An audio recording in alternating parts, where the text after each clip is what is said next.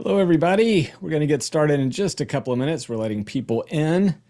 Let me know where you guys are from in the chat. I'm in coastal North Carolina. We've had a very bizarre day again, weather-wise. It was kind of cold, and then it got kind of super muggy and tropical, and then windy and rainy, and now it's really unbearably humid out there. So, but there's hope. We might have surf tomorrow. So my phone's been blowing up this evening saying, who's going out first? So where are you guys from? Chattanooga. Yeah, very rainy. So you got it first and we got it over on the coast now, not too far. Sunny SoCal.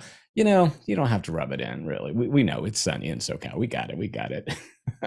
Cleveland, Ohio. Snow today. Oh, man. God bless you. You can have it. I'm not a snow person.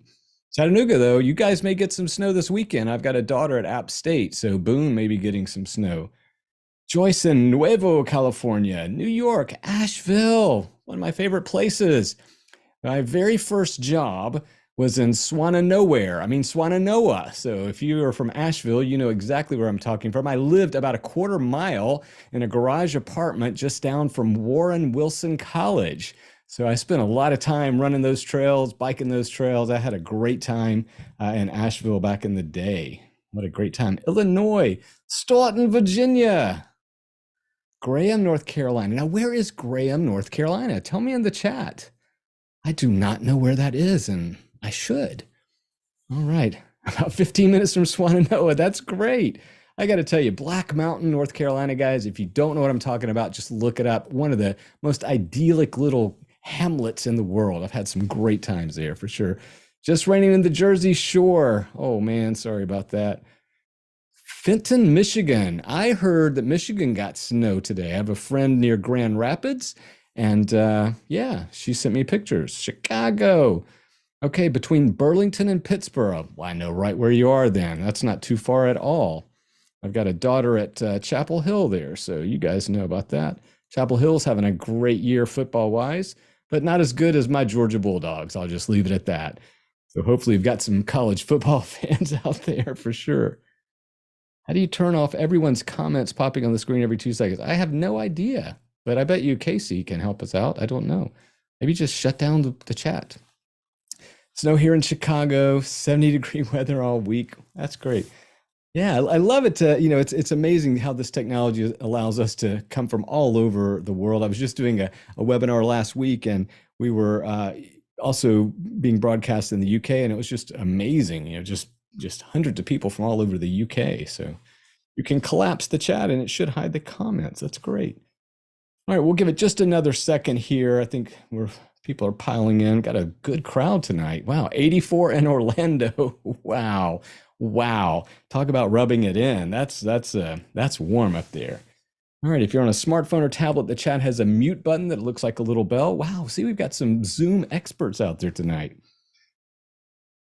All right. Well, guys, we also have the Q&A sessions, and I would encourage you to use the Q&A if you have like a question, because we're going to actually hopefully spend a fair amount of time in answering some of those questions, getting some of those questions, and Casey will be helping us moderate. So thank you, Casey from Basepaws. I'll go ahead and start getting rolling here because it looks like we got a good crowd. I'm Dr. Ernie Ward. I am the veterinary medical lead for Basepaws Veterinary, and it's really my privilege to be here with you tonight. I love talking about this topic, and that is longevity.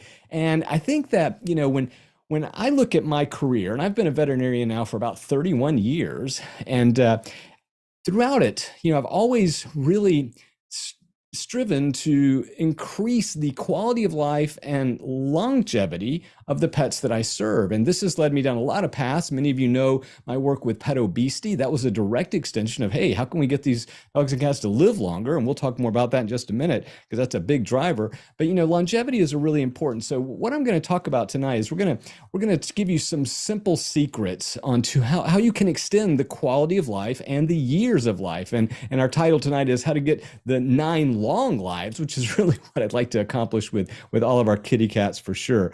Now, a couple of things, obviously, if you're out there on the social media world, definitely follow me on Instagram, Facebook. I mainly put on Instagram these days. That's kind of, and it goes over to Facebook for sure. But LinkedIn, every week, if you're really interested, also, I do a podcast. We've been doing it for 6 years. In fact, my dear friend Marty Becker is going to be my guest for the 6-year anniversary next week, I think it is. And anyway, if you're interested in sort of what's going on in the veterinary profession, that's a great podcast. If you're a veterinary professional, I know many of you are that signed up, definitely check that out because that's, it's one of the most popular vet podcasts out there. Again, pet obesity prevention we'll talk about in a second. If you take a quick picture of that with your phone or hold your phone up to it, that will take you straight to those links and you can choose to follow me on Instagram or whatever. But I need your help. This is the QR link I need your help on. As I mentioned before, obviously pet obesity is one of my passions. And we're going to talk a lot about diet and so forth and nutrition and the role of longevity. But if you could just hold up your phone to that QR code or maybe take a picture from your phone now and go to petobesityprevention.org tonight. That'll take you straight to a survey that we conduct every year for pet parents like yourself. And we really need cat parents to be represented well. We get an abundance of dog parents talking about nutrition and exercise and weight loss, but we always are scrambling to get kitty cat owners. So hopefully tonight you can help us out. So definitely take that survey. It takes just a couple of minutes. It's anonymous, but really that insight helps us inform, not only veterinarians, but also pet food manufacturers, treats, technology, organizations and groups and companies, because we're all trying to solve these problems. So definitely please help us out if you can. It literally only takes a couple of minutes. We're just asking you a few questions that are salient to this topic. So let's talk about why I'm talking about this tonight. In 2015, I was given a keynote in Barcelona, Spain. Beautiful city, very fortunate to do that. And it was at a nutrition, so it's an international nutrition symposia. And I was talking about obesity. And of course, they had asked me to come and give some of the latest research and findings and so forth. And about 5 or 10 minutes before I was going onto stage, I suddenly, had an epiphany. And I said, you know what? I'm going to take this opportunity because these kind of international nutrition symposia don't happen all the time. And I certainly don't get asked to do a keynote all the time. I said, I'm going to take this time to take a bold step.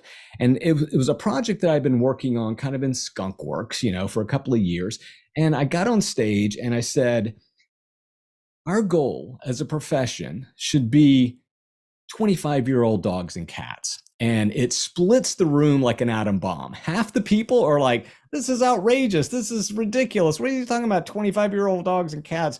Heck, 15-year-old dog is old, right? What's this guy talking about? And the other half got it, or at least what I was trying to accomplish, which was to say, look, we need to establish goals. What is reasonable, right? And I'd already done a lot of research and I'd been working in senior pets since the late 90s. And so I had a really good grasp of the physiology and why animals were dying. And so it's like, wow, 25 years is attainable. Now, it's not attainable in every pet, and it's not attainable right now.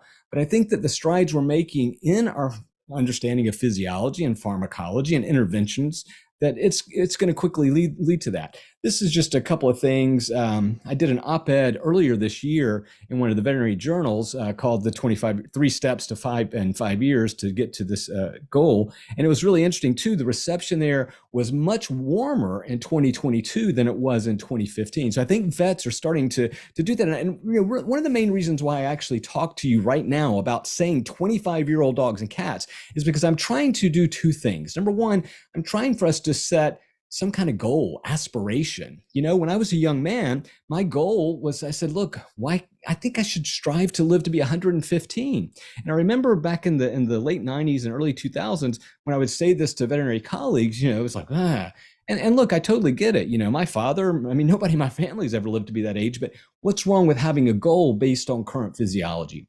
The second thing is I wanted to give us permission as a profession to set audacious and bold goals, right? And I think it's really important for me to share with you, pet parents, these aspirations, because while I can't promise every dog or cat lives to be 25 years of age, that is something that I am working hard towards. And I am trying to get as many people together to help me as well. This project that I was talking about prior to 2015 was called Project 25. And of course, that was the goal there. And you can check it out online at project25.vet. But let's start by talking about genetics, because really, when you look at health and longevity, you can't escape the impact and role that our genetics play on it. But I think too often we think of DNA as our destiny. We think, oh my gosh, this person or this dog or that cat, it's all in their DNA. They were born that way. They were genetically encoded for that. And that's only a small part of the picture, right? And in fact, our current understanding is that your genes account, well, for somewhere between 40 to 60% of all aspects of health, right? So really it's 50-50. We know that your lifestyle choices, things that happen to you, whether it's trauma, infections, and so forth, all of those other things outside of your genetic code actually impact your health. And so this is why I say DNA is not a destiny. Your DNA is a set of directions, right? And it's actually the interventions that we take throughout life, whether it's a medical one or a lifestyle choice that we make for a dog or a cat. That's actually what determines our ultimate destination. I think it's really important because the more we learn about our DNA, the really, I'm trying now to teach veterinarians that, hey, this is not just written in stone. These are malleable proteins, and they just determine the directions that our physiology will take. So we have a lot that we can do. So tonight we're going to talk about really three main areas that you should be acting on today to achieve these 9 long lives. And we're going to talk about, the well-being, physical, mental, and emotional states for sure. And so let's start off with physical, and no surprise to any of you, we're going to talk about a healthy body condition. Now, I would expect, because we have a very educated and experienced group of pet parents here tonight, that I would hope that none of this is news to you, right? What I do hope, though, is that will inspire you to maybe be a little more attentive towards some of these things, because I think that even though we know what we ought to do, often we just do something else instead. So tonight, it's a little nudge, if you will. So let's talk about that healthy body condition. And, again, if you go to petobesityprevention.org, we've got charts like this, all kind of blog posts and news articles and all this information out there for you to use for free. I mean, obviously, this is why we do this. But if you look at sort of the spectrum of body conditions, and I prefer the term body condition over weight even, right? Because weight can be misleading. I'm really focused on excess fat tissue, because that's where the harm comes in, right? It's not just that your cat weighs 18 pounds, it's that your cat probably has 4 to 6 pounds of excess adipose tissue. And the fat tissue is what's producing all of these harmful chemicals, compounds, and hormones that are literally sabotaging your cat or dog's life, okay? So you guys can look at these charts. Your vet talks to you about it. We've got charts here. What do you do if your cat is a body condition score of 7 to 9? Again, these are kind of simple steps, but I think you should go and maybe just take a look at them, download them, share them with your friends, share them on your social media, whatever you want to do. But we know that the healthy body condition really is, striving for that 4, 5, and even 6 realm. That is where we want to do it. Now, why is that? Why, I mentioned, wow, there's all these chemicals and hormones. It's because of chronic systemic inflammation. And that chronic inflammation associated with obesity is now directly linked to a wide number of diseases in cats. So this right now is what we have. These are the research. This is what we can say definitively. So if your cat has the disease obesity, its risk of developing diabetes mellitus is astronomical, and in fact, if you have a cat that is 14, 15, 18 or more pounds, quite frankly, in my experience over the last 30 years, it's not a matter of if that cat is going to develop diabetes, it's just when. And so this is something you are in control of. And again, it impacts the quality of life and of course, the duration of life. Many forms of GI disease. So when we look at like IBD, for example, and of course, constipation, obstipation, all those things, we know directly related to obesity. Liver disease, high blood pressure, many forms of osteoarthritis. Zoetis just dropped an amazing new drug called Silencia, which is to treat, the first drug we've ever had to treat osteoarthritic pain in cats. And why do you think they targeted that? Because it's such a big problem that we aren't really talking about. So that's another day, another discussion.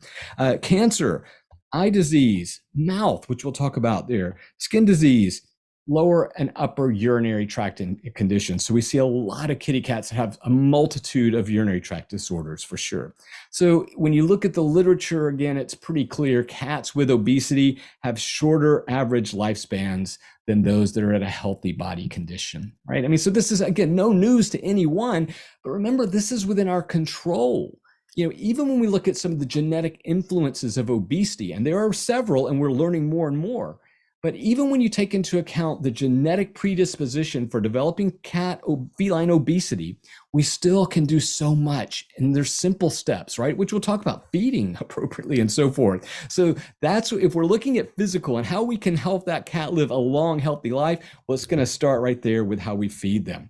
And I'll tell you right now, the simplest advice I can give you is the one that few of you will take, but if you would, it will change your cat's life. And that is to weigh its food if you use dry kibble, okay? And we'll talk in just a little while about why, and when I'm in weight reduction, I tend to move towards canned foods. There's a reason for that, but primarily because people aren't accurately or precisely measuring the amount of food that they're feeding their cat. I mean, they're just dumping it in the all-day buffet, as I say, and literally it's like, well, it's halfway full, so we'll top it back off. And we should an approximation of actually how many calories we're feeding our cats every day. So if you can only remember one thing tonight, weigh your food. This is just a kitchen scale. We do it every day for our dogs and cats. It takes no time at all. You can tear it's so simple to do. You press tear, pour in the food, and you're done. And I would say to people, it actually takes me no longer than to actually try to scoop it out and look at that measuring cup, which we know are highly imprecise. And we've done a lot of research around that.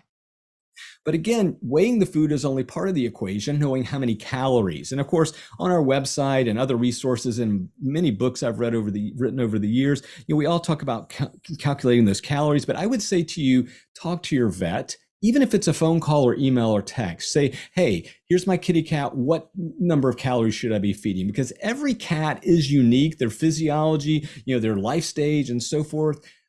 So I do kind of tweak these figures, but if you're interested, you can go to the website. We have them broken down by weight. Of course, you can do the calculations yourself. You can make it a complicated calculation using an exponential factor, which is the one we use, or of course, a more simple one where you just multiply and divide. If though your cat needs to lose weight, I'm going to encourage you to follow what we've had the most success with over the last 20 years, and that's what we call a step weight loss program.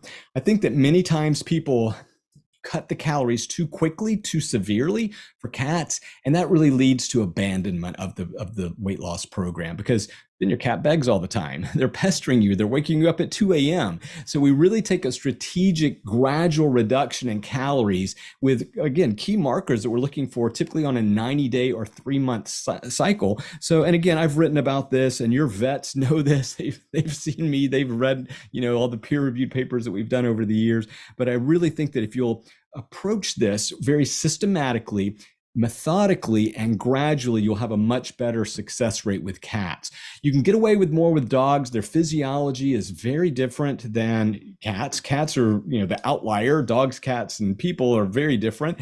And so for me, with dogs, I can incorporate a lot more aerobic activities, but because cats use glycogen, or a form of stored sugar, as their primary energy source, cats don't jog, which we'll talk about that later. And so I can't really manipulate energy expenditure really in cats. In fact, if you want a simple way to remember this, for weight loss, in general terms, for humans and dogs, it's about 60 to 70% diet and only about 30 to 40% activity or exercise. For cats, however, it's about 90% diet and only 10% physical activity. So again, if you only do one thing to help your cat, you're going to weigh that food, you're going to know the number of calories, and then you're going to be strategic for their weight loss. So it's not that hard, but it does mean a little bit of work.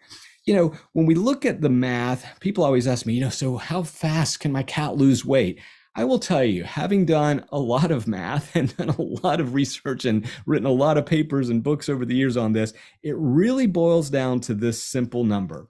Your cat can safely lose about 0.5 pound a month.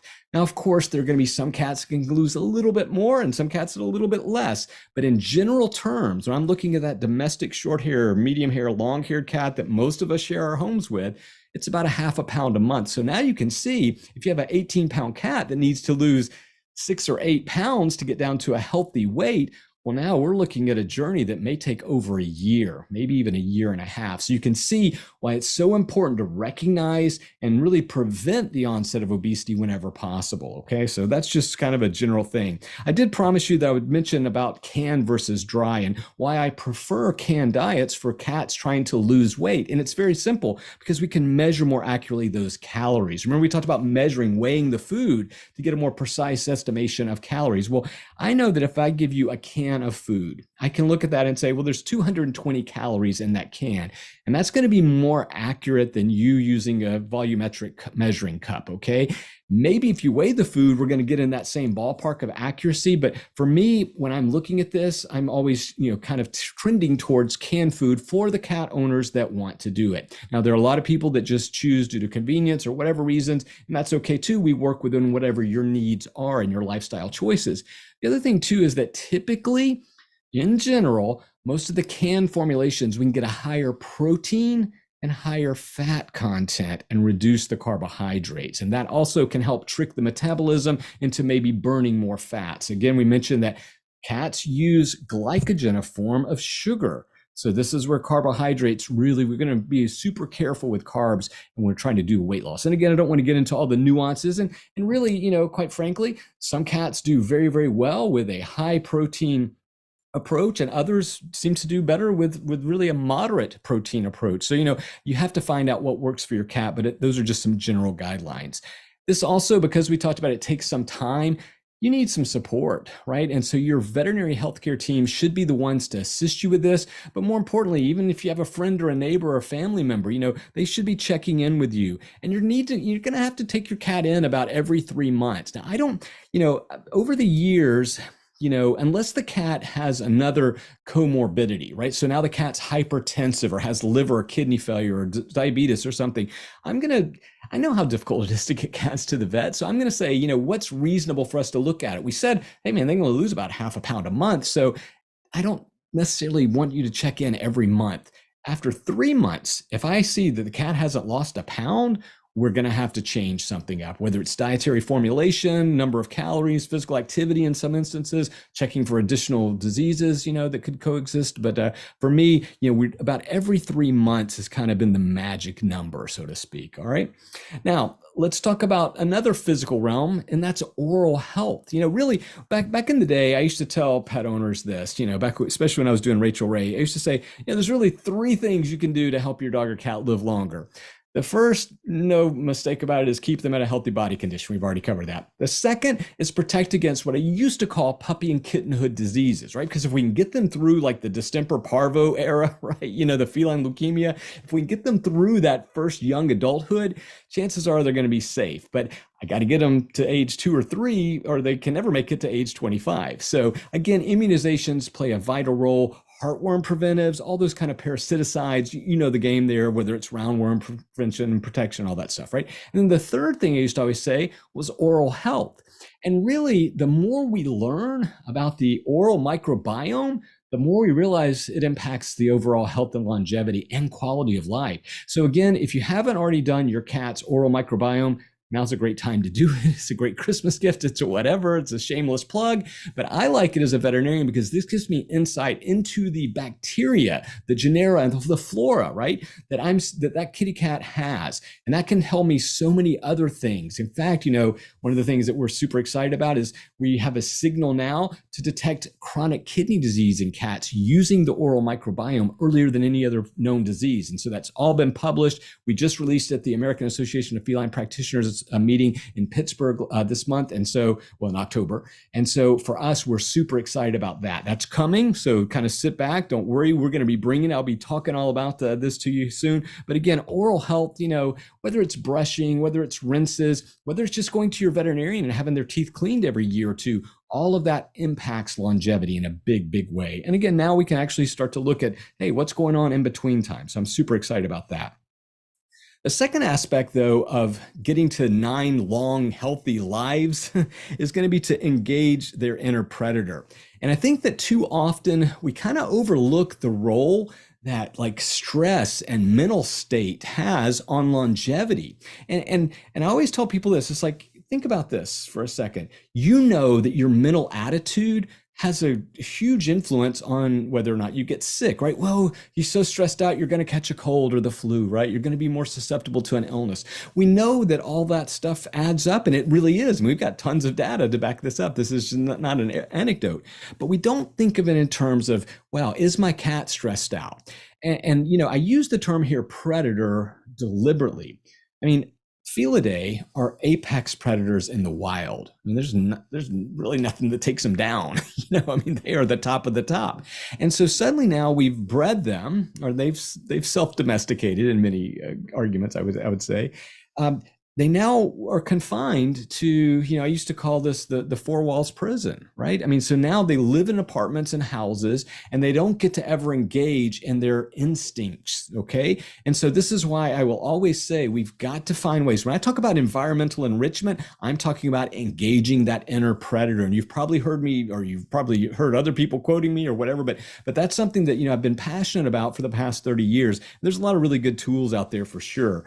But when it gets into this, whole feeding behaviors and so forth, number one, because they're predators and because, they have a very different sort of social hierarchy, even in prides in the wild and in lions and tigers and so forth, we number one know that we need to separate the feedings whenever possible. I call this food bowl bullying, right? And so I see this all the time where in one household, there is one cat with obesity and there's one or three or more cats that are normal or even thin, right? And so what's happening is there's food bowl intimidation. And so these cats feel a pressure due to hierarchical pressure or maybe fear of physical violence, because some of these cats can get very, very violent and physical with each other. I mean, you guys know that. I know there's somebody out there. And so for me, I do try to separate those food bowls. We do timed feedings, so even in my household, it's like about a 15 to 20 minute, process in the morning and in the evenings. And people are always like, you can't train a cat to eat. Not training them. They're just learning that this is mealtime, right? And this is when they eat and this is when they don't eat. And again, once they get used to it, I think also people associate eating at one time with like dog feeding behavior where they wolf it down. Cats don't tend to do that, right? They tend to actually take their time in 15, 20 minutes, 30 minutes, whatever that cat needs, so you can actually do this and it really does work. And so that's that timed meal. Of course, the hunter feeders, the food puzzles, I'm a big fan. For cats that are trying to, maybe there is that food bowl bully, there are a wide variety of automated feeders. In fact, a couple of them now actually use little, radio RFID tags that identify that cat when it comes up and tells them whether or not they have some more food or it's time to eat or whatever. So we're getting very sophisticated. I have an asterisk by it because we're getting very close to having, a real solution for a lot of these problems. Finding the food, feeding games, high-low feedings. And I love high-lows because, and again, this is how I feed mine. It's morning meals are down low on the floor, typically, okay, separated out in their kitchen and den area, right? And then the evenings are almost all elevated on tables or on chairs and whatnot. And everybody's got their own little space. So, I mean, you kind of do your own, but I like the fact that we get them moving and that we don't always do the same thing over and over again. Again, environmental enrichment is about moving and mixing things up. So, again, even moving the food bowl 5 or 6 feet is a big deal for a kitty cat for sure.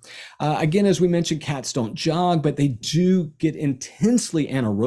And so you've got to have these kind of, you got to have these intense play periods as well. And so this could be a feather duster, whatever kind of pointers, remote control toys. It can be a wadded up paper, ball, right? It can be a plastic or paper bag, not a plastic bag, but a paper bag, right? A grocery bag type thing. Whatever it is, get your cat engaged and playing. They need this. They need to go hide in a box and pretend like they're stalking, wild birds or whatever it is, right? I don't know what their fantasy is, but we got to give them that opportunity to express themselves for sure. And as I mentioned here, your cat wants you. And I think that too often we think of ourselves as sitting on the couch, watching TV and petting our pet. And that's great. And they do need that. And that's an important part of what we're going to talk about emotional health in just a moment. But really, they also need to play with you, right? So, even if it's just a simple feather duster, they want to see you doing something with them. I think it's very important for me, for sure. And then finally, because I do want to get to your questions and hopefully you guys are putting them in the Q&A. Casey's going to be going through some of those. We'll be reading some of those comments. don't overlook the emotional impact, that you have on longevity. And so here's just a beautiful picture. Many of us can relate to this. And this is getting back to that time spent together. And, while I just made a big case for, hey, let's play and let's get active, I also make a strong case that we need to be connecting on a deep emotional level. I mean, this is it's not a symbiotic relationship, certainly, but it is definitely, a coexistence that is founded on trust. It is founded on, sort of shared responsibilities. Obviously, we provide most of that. But, from a cat's perspective, I do think that they want to be an integrated part of our family. So, I know that cats get this reputation for being aloof and isolated and solo artist and so forth. I don't know that I buy that at all. I think that we've domesticated and we've lived together now for tens of thousands of years, and they do rely on us for some of this emotional energy. I think it's very important for sure. So again, what do I mean by some of this emotional? Number one, cats do need a safe space. And so, we talk a lot about vertical or ascension. And so we need to have areas in your house where a cat can go and get above it all, get away from it all. And we have to be very sensitive to the sounds, sights, and smells, especially when we share our home spaces with other animals, right? So other cats, other dogs, other humans. So we have to be very, very cognizant. I did a piece years ago. In fact, we did a story on it on Rachel Ray back in the day. This was back when fluorescent lights really were starting to worry me, because, and you guys, today's LED lights are different, but fluorescent lights have a ballast, and they have a certain frequency that they actually vibrate these ions and make the light. Well, I started reading research that they also emit very high ultrasonic sound. And I said, oh my gosh, I wonder if part of the anxiety and stress and even elimination disorders that we're seeing in cats could be somehow related to this constant incessant whining that they hear all the time. We can't hear it. But so we did a couple of things where we actually were able to measure, in homes with fluorescent lights. And back in the day when CRT televisions, the old, not LED, the nice TVs, but back in the day when I was a young person, the TVs we had, the cathode ray tubes. And so what we did was you were able to measure these sound waves. So again, I just think we have to be very sensitive and cautious, right? Right now, one of my biggest culprits are like computer fans. And I know that a lot of the newer computers are using less fans and so forth. But again, I'm just always super sensitive to what kind of sounds and smells and sights that I can't maybe perceive naturally, but they could be offensive or, somehow harmful to my pets. So just be aware of that. And then finally, when it comes to emotion, remember that with housemates comes the good part, right? They do love. I mean, we've all had cats that just, tend to love on each other and lay, but we can also live in an environment where one or two cats don't get along, which creates entirely different kind of emotional stress. And so when I'm looking at longevity, if I'm putting this cat in a situation that creates fear, anxiety, distrust, anxiousness all this time, then I know it's going to impact their health. So just be aware of that for sure, because I think it's something we don't talk about. All right, so we want to get to some of your questions. That was kind of my goal, was to get about 30 minutes of hits, and then let's see if we can take some of your questions. So Casey, again, this is my kind of contact information. If you definitely want to check it out, I appreciate it. Again, please go help us out with the petobesityprevention.org survey. We really need your help there. So without further ازدو, Casey, I'd love to take some questions. I'm sure we've got some good ones. Yeah, absolutely. And I'd really like to start with Chandra's question. So Chandra, although we can't really recommend specific brands of cat food, I think we can talk about your cat's situation because it's pretty common. Cal is over 10 years old and slowly losing weight, but has some arthritis. As our cats get a little bit older, they need some special care. How can we help Cal, maintain a healthy weight? And, what are some of those other side effects of arthritis? Yeah, great question. But before we get to arthritis, let's talk about protein metabolism. And as cats age, and this is sort of newer research, right? So this is stuff that maybe your vet isn't as aware of as they should be. But over the past decade, and certainly over the past 5 years, there's been an increased interest in protein metabolism of older cats, because we tend to see these cats that literally, are losing muscle mass, and we can't explain why, right? Not due to activity or inactivity, pain, whatever, or diabetes, protein losing enteropathy, no kidney disease. Why are they losing muscle mass? And it turns out that older cats, so 10 years old is kind of right around that threshold when these things begin to happen. And this really goes down to the gut, but there are other mechanisms involved where your cat needs higher protein. And so you keep hearing this drumbeat of me saying higher protein, blah, blah, blah. And so the reason is if I see a 10, 12, 14-year-old cat, we need to give them higher proteins. Now you're going to go, oh my gosh, I thought high protein caused kidney failure. Nope, never did. That's an old myth that was debunked 20 years or more ago. In fact, one of the guys that was responsible for that myth was one of my professors, Dr. Delmar Finko, who was not a veterinarian, but a physiologist, a nephrologist technically. And so for us, we kind of they got wrapped up and they were chasing the wrong thing. Should have been chasing phosphorus, and we started chasing whole protein. So if you have an older cat like Chandra does, then I'm going to say, let's really also look at the formulation. We want to make sure we're boosting protein as we get older to help preserve lean muscle mass. And even in cats that have early kidney disease, we're going to be paying more attention to the nutrient side of that equation, not the whole protein. So again, there are ways to boost proteins without boosting phosphorus. So again, just an aside, but an important one to note, okay? As cats get older, they need higher levels of protein because they're not able to metabolize and use that protein as efficiently as they could when they were younger. But getting back to this, I do worry about cases such as this having osteoarthritic pain. And I'll tell you the way I notice it the most. They start missing jumps. Okay, so now I have a client who comes in and they say, oh no, Chandra is doing great, and she's fine. And so we'll start talking about, what do you feed them? Oh yeah, no, I've started feeding her down low because, she doesn't seem to like to get up on the couch anymore, or the counter anymore, the table anymore. That's my first clue, right? Why doesn't she like to get up there anymore? And if you think about the mechanics, the biomechanics of leaping, cats have to they put, more force on their hind limbs to jump up, and so suddenly now that hurts. So now we've got hips and knees, maybe even have the ankle joints, if you will. So all of those are involved, and these are tiny joints. These are hollow bones, and if they were losing muscle mass and they've got arthritic pain, this is a just double whammy that leads to a lot of problems. So the first thing I want you to do is to talk to your veterinarian and say, let's evaluate whether or not my cat has arthritis. How are they going to do that? Most likely we're going to need an x-ray. And what's really astounding to me, and it's something that a lot of us have been beating this drumbeat for a long time, because, again, on the obesity side, I see tons of arthritis in cats.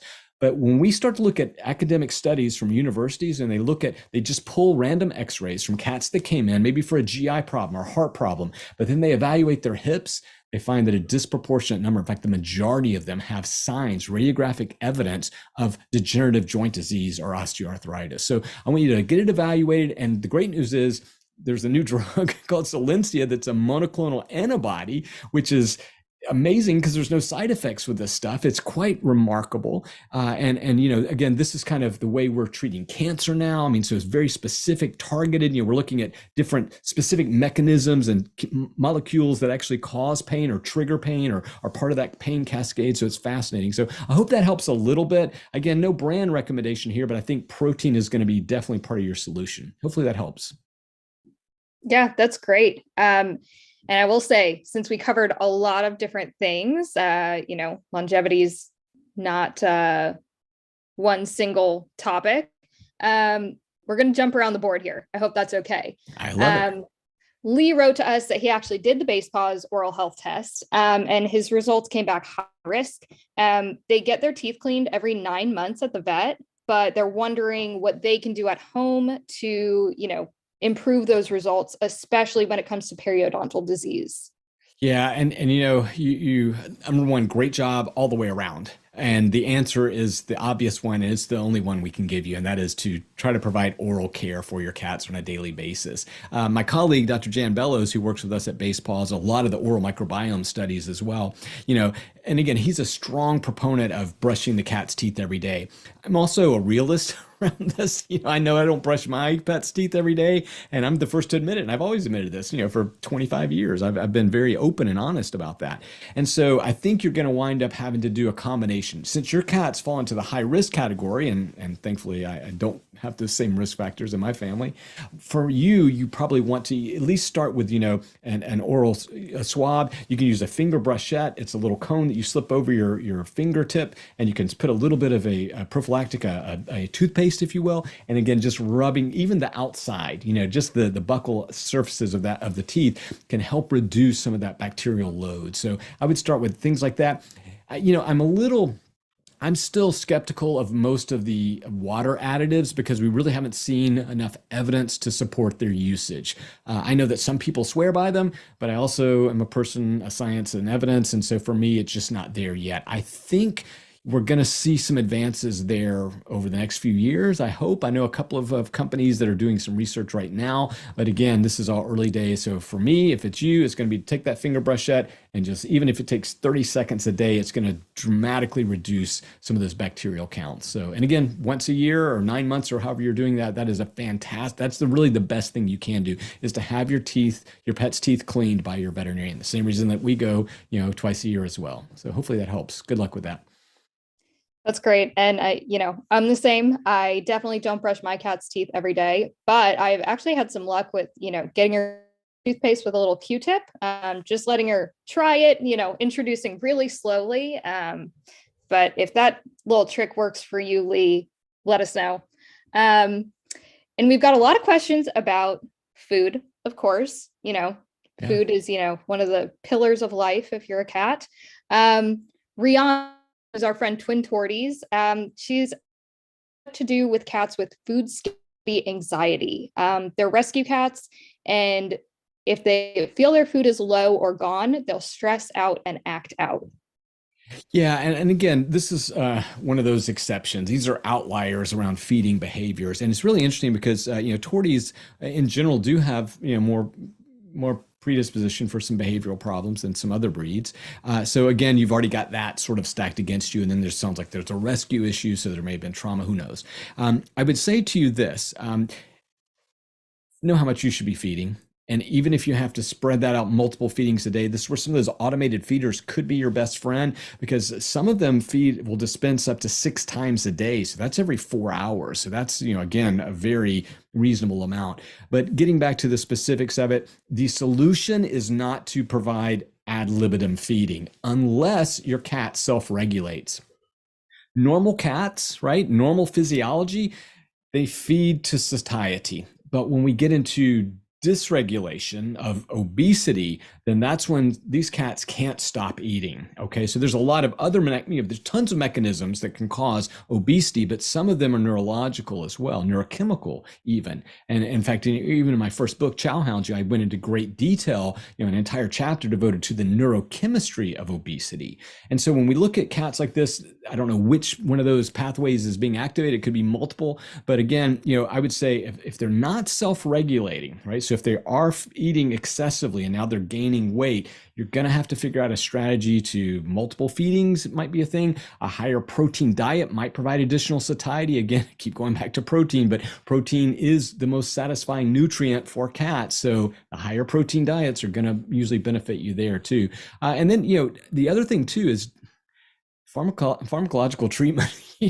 So if your cat truly has serious anxiety issues, because it's very rare in my experience, at least, to just have this one isolated incident where, it's only the food, that there's going to be sound sensitivities, light sensitivities, all kind of other things that trigger. So you may want to talk to your veterinarian about an anxiolytic medication, because I have a lot of cats that have benefited from those over the years. So again, when I'm seeing these cases where again, the behavior is impacting their health and quality of life, it's all hands on deck, right? So part of that all hands is going to be pharmacological hand. So maybe that can help. But again, these are complicated cases. This is more the outlier. Again, for everybody else who's listening, most of this type of food anxiety is not this one. It's just, again, I want to eat.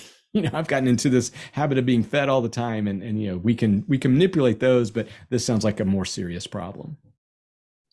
Great. And I think this is a a great one for both sides of the coin. Rhonda is actually a vet tech, and she's curious about how she can start the conversation with a client who has an obese cat without insulting them. And I think on the flip side of that, maybe for us cat parents who think our cat is absolutely perfect, could not be obese, how can we be a little more receptive to these suggestions we're getting from our veterinary professionals?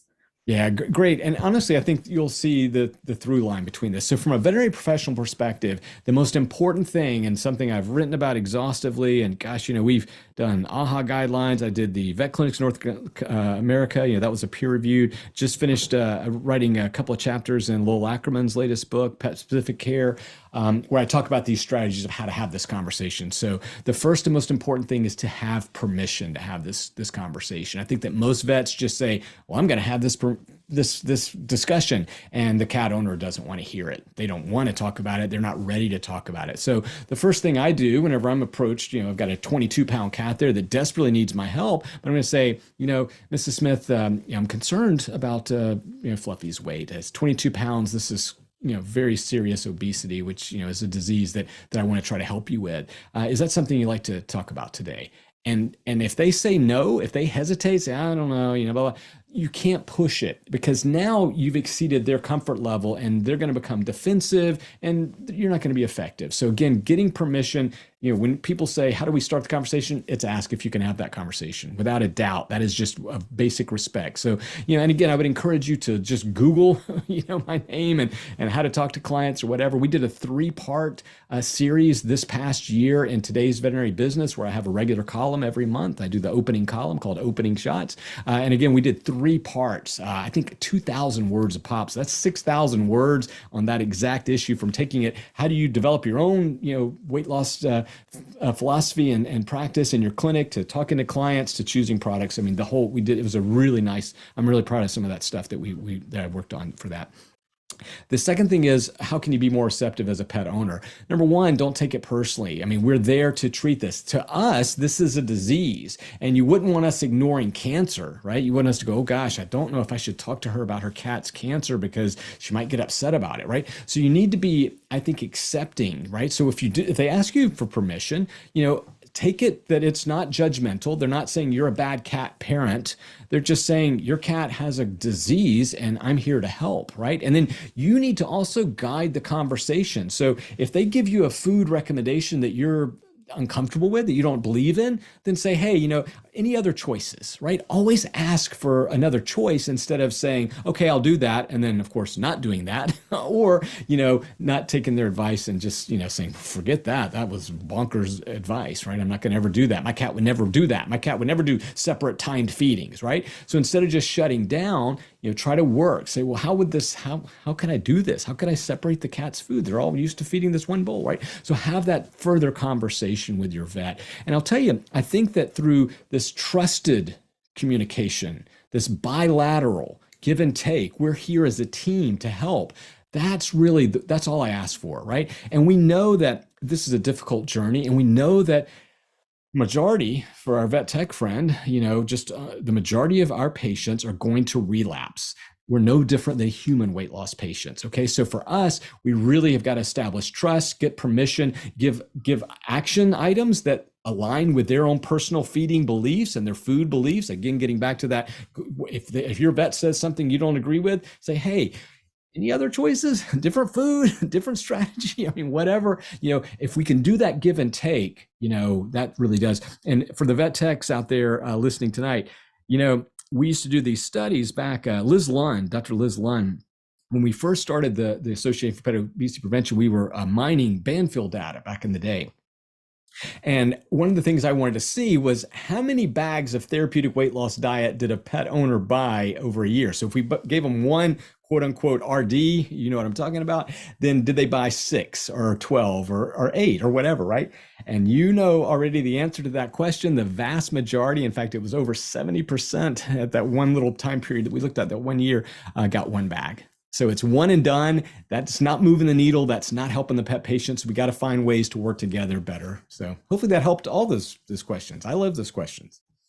I think so. And I'm actually really glad that you kind of brought up that, if your vet says they recommend one thing, you can still ask Right. more questions. And that's kind of a theme I'm seeing in the chat with all kinds of different diets. There's prescription diets, there's grain-free, there's raw. We get a lot of those questions all the time, right, Ernie? Right. So what do you recommend for, pet parents who aren't sure if what their vet recommending is just, or if it's what's best for their pet? I'd love to direct them to most of your podcasts, really, where you discuss all this stuff in detail. But just for these different diet questions, what's kind of your... Yeah, and again, the first thing is, I don't know why pet food and nutrition has gotten so contentious, right? I mean, it's almost religious. People are like, oh, I only feed this one way, or that's the worst thing ever. You're all going to the bad place, And I don't really get it because medicine, biology is kind of, we're constantly exploring and learning more. So, while there are some certain tenets that over my 30 years of doing this, kind of been true, especially like the higher protein, more satiety, more preservation of lean muscle mass, tend to be better in general, at least in my hands, for weight loss for dogs and cats. And I would argue for humans to an extreme, but again, taking it to an extreme, all protein diet, all carnivore diet, that doesn't help either. That's unhealthy. So, it's really finding that nuance and blend.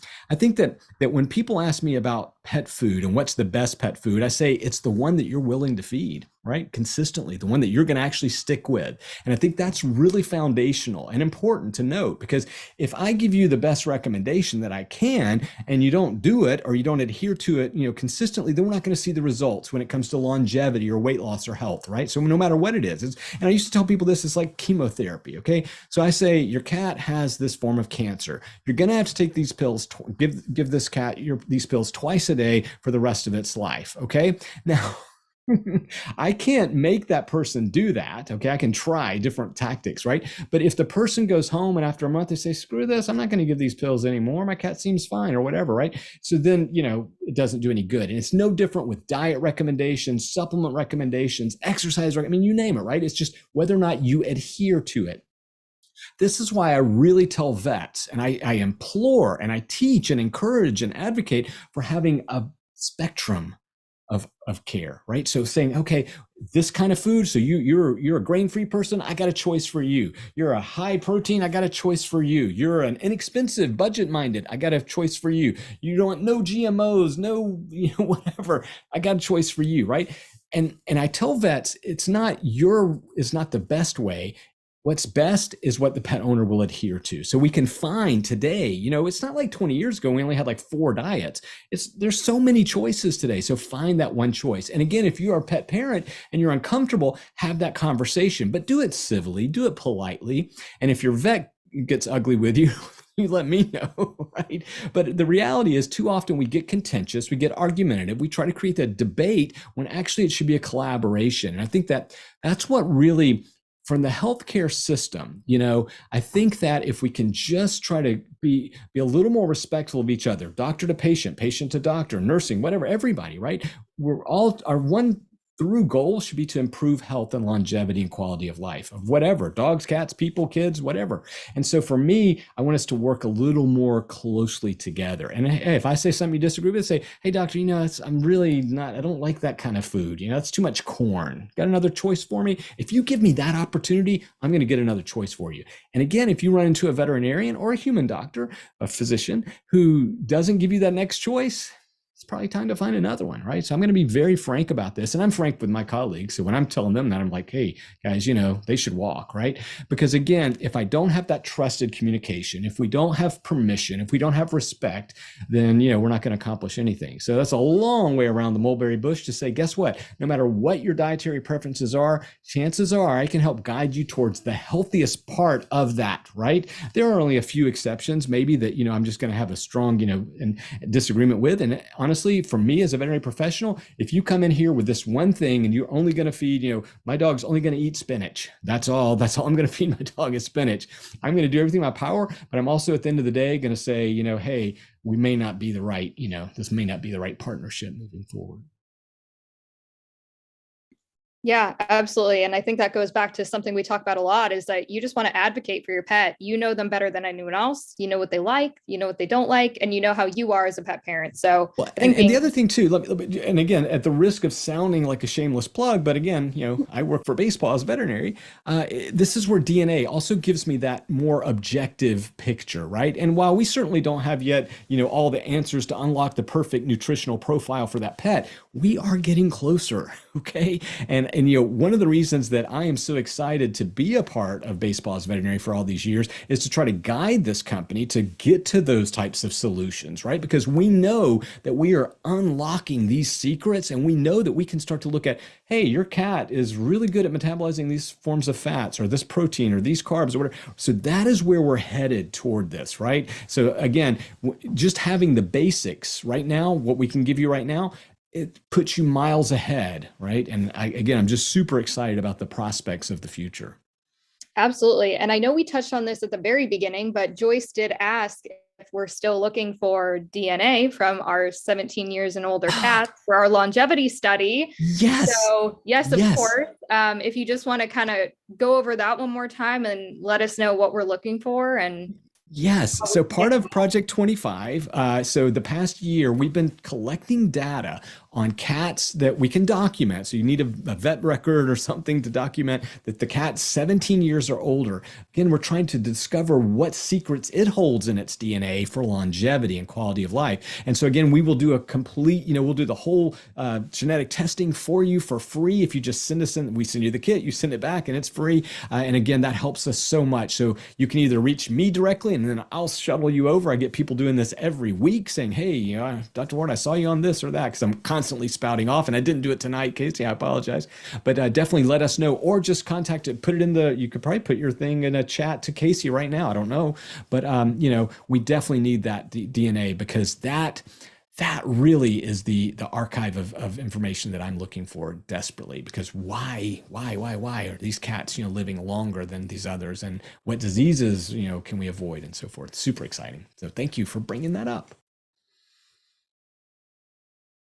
Yeah, that's great. And if everyone checks their inbox, later this week for our post-webinar kind of wrap up, we will send you all the link where you can find out more information about the longevity study, read the blog and apply. But yeah, it's something we're really looking forward to. We host this webinar and want everyone to send us their 17 years and older kitties. So, I did want to say that we do have a lot of questions about feeding. So I did want to let everyone know that if you missed Dr. Ward's last webinar, our Chonky Cat webinar, it is up on our YouTube channel. I think that might answer some of these questions we didn't get to about, how to feed. And Casey, I can give you a couple of just general guidelines, and again, I will say first and foremost, this is determined by your own cat's preferences. So some cats, are perfectly content eating once a day. Most want to eat 2 or 3 times a day, and others need it 6 times a day, right? And so I would say, I generally start out with 2 to 3 times a day feeding, but there's one extra thing I do that often gets overlooked and forgotten, and that is what I call the midnight snack. And so for almost all cats, healthy or those that need to lose a little weight, I try to give them some protein just before bedtime.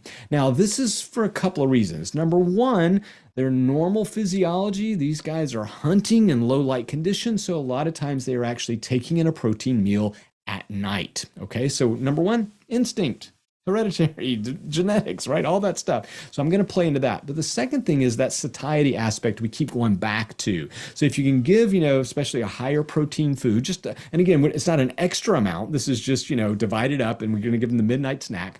But if I can give them that extra bit of protein at night, again, producing satiety, signals to the brain and the gut to say, hey, I'm full for a little while. That can help them sleep better, but more importantly, it can help you sleep better, because there's nothing that will wake me up more than a cat pouncing on my chest saying, yo, Dr. Ward, feed me, right? And I usually get your phone calls too saying, my cat gets me up at 3 in the morning. Thanks a lot, doc. But the reality is, try to do that midnight snack. That's really a helpful tip for a lot of cat owners. And again, I do like to go to some of these canned foods. I think it's just immensely satisfying for them to get that extra little meal right before bedtime, or for our bedtime. And then, maybe that buys you some extra sleep. The midnight snack is my tried and true. Actually, you're probably going to hear my cat jingling under my seat because it's her dinner time. But yes, if you have a cat that loves to wake you up before the alarm, the midnight snack is my favorite. A lot of questions about the study. We will definitely send you all the link in the post-webinar email. I also wanted to say that if we didn't get to your question tonight, Ernie will be hosting another at the end of the month on November 30th, which will just be a vet Q&A. It'll be all about your questions. We'll have a lot more time to get to some of these. But yeah, Ernie, any parting words? I know it's just about time. We had so many questions. Like I said, bring them to our next webinar. Any closing words about keeping our cats living a little bit longer? Well, first of all, you guys are the generation that's going to get to see the 25-year-old cat, right? I mean, I'm convinced of that. So this is within our grasp. It's right there. And I feel like this next generation, this young group of pet parents is going to see the rewards of decades of research and efforts. So number one, let's all talk about it. Let's not be afraid to say, hey, you know what? I have this aspirational goal for my cat to live to be 20, 21, 25 years of age. I heard this crazy vet talk about it, right? Number two, let's take some of those simple steps that we can all do today, whether it's keeping a healthy body condition, right? Whether it's taking care of the teeth, the oral care, whether it's maintaining good mental and emotional well-being. I mean, those are simple things that we can all do today that actually extend life. As we get older, as our cats get older, boosting the protein content, because we talked about protein metabolism, right? Paying attention to pain and stress in their life, right? All those little things actually add up to years of quality of life and extended life. So again, I think that too often we look for the magic bullet, the silver bullet thing that's going to fix it all, and I've got a cabinet full of them, and I take a lot of supplements and do a lot of things in my personal life.